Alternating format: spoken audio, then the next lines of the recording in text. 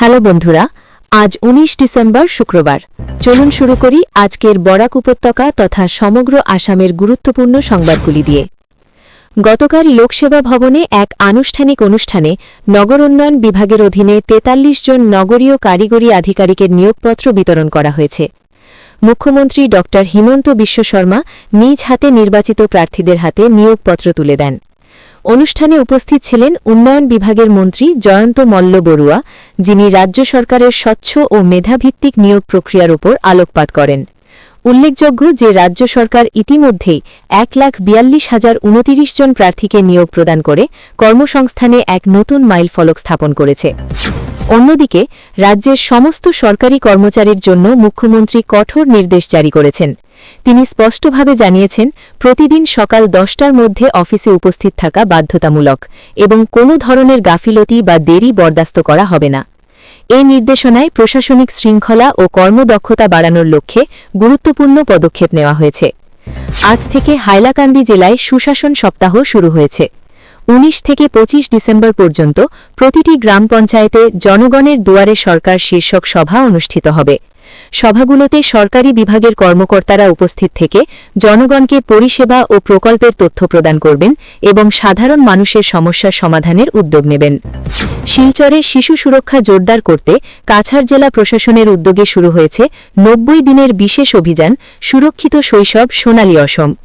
জেলাযুক্ত মৃদুল যাদব এই অভিযানের আনুষ্ঠানিক সূচনা করেন এবং শিশুশ্রম, বাল্যবিবাহ ও শিশু অধিকার লঙ্ঘনের মতো সামাজিক অপরাধের বিরুদ্ধে সতর্ক থাকার আহ্বান জানান।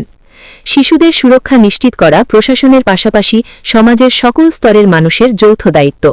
কোনো ধরনের শিশু নির্যাতন বা অপ্রীতিকর ঘটনা নজরে এলে অবিলম্বে চাইল্ড হেল্পলাইন নম্বর 1098-এ যোগাযোগ করার নির্দেশ দেওয়া হয়েছে। ধর্মনগরে একটি গুরুত্বপূর্ণ মামলা সমাধান হয়েছে।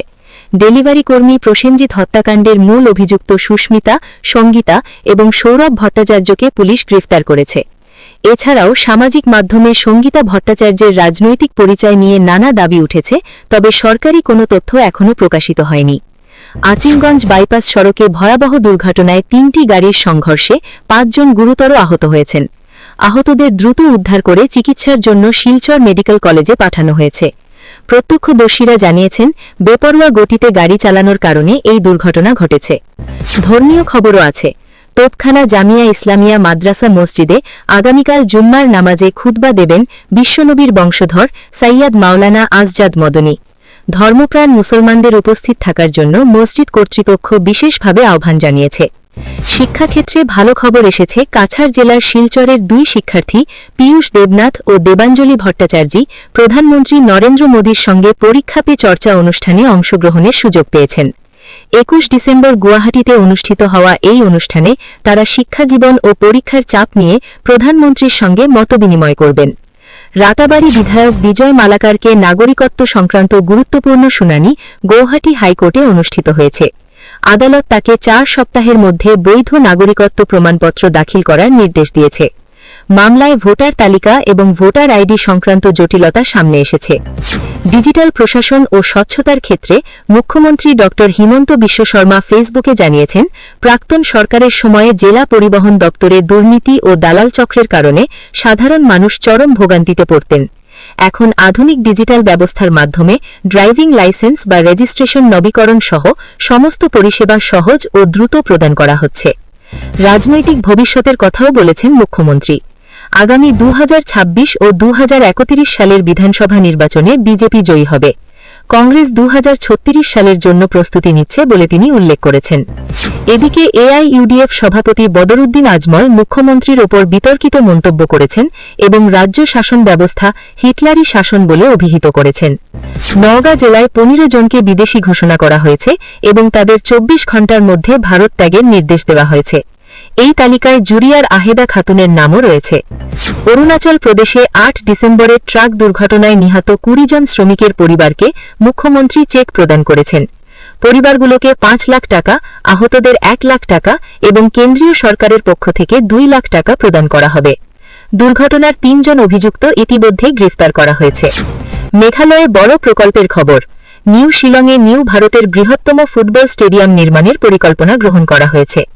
40,000 দর্শক ধারণ ক্ষমতার স্টেডিয়ামের জন্য 772 কোটি টাকা বিনিয়োগ করা হবে, যা জাতীয় ও আন্তর্জাতিক ম্যাচ আয়োজনের সুযোগ তৈরি করবে। পরিবহন খাতে আরও সুখবর। রেল বিভাগ ঘোষণা করেছে, এবার থেকে দুরান্তর পাল্লার ট্রেনের প্রথম রিজার্ভেশন চার্ট ট্রেন ছাড়ার 10 ঘণ্টা আগে তৈরি হবে। এছাড়া প্রাইভেট সেক্টরের কর্মীদের জন্য ইপিএফওর ইডিএলআই বীমা সুবিধা চাকরি পরিবর্তনের সময়ও প্রযোজ্য হবে। ক্রীড়া সংবাদে ভারত প্রথমবার চেন্নাইতে অনুষ্ঠিত স্কোয়াশ ওয়ার্ল্ড কাপ 2025-এ ফাইনালে হংকং চীনকে পরাজিত করে ইতিহাস সৃষ্টি করেছে। অভিজ্ঞ জ্যোৎস্না চিরাপ্পা, অভয় সিংহ এবং 17 বছর বয়সী অনাহত সিংহের ধারাবাহিক পারফরম্যান্সের মাধ্যমে ভারত বিশ্বের স্কোয়াশ মানচিত্রে নিজস্ব স্থান করে নিয়েছে। সবশেষে আবহাওয়ার খবর। আজ বরাক উপত্যকার 3 জেলায় ঠান্ডা একটি বেশি থাকার সম্ভাবনা আছে। 3 জেলায় সর্বোচ্চ তাপমাত্রা প্রায় 26 ডিগ্রি সেলসিয়াসের এবং নিম্নতম 11 ডিগ্রি সেলসিয়াসের কাছাকাছি থাকবে। এই ছিল আজকের বিশেষ সংবাদ।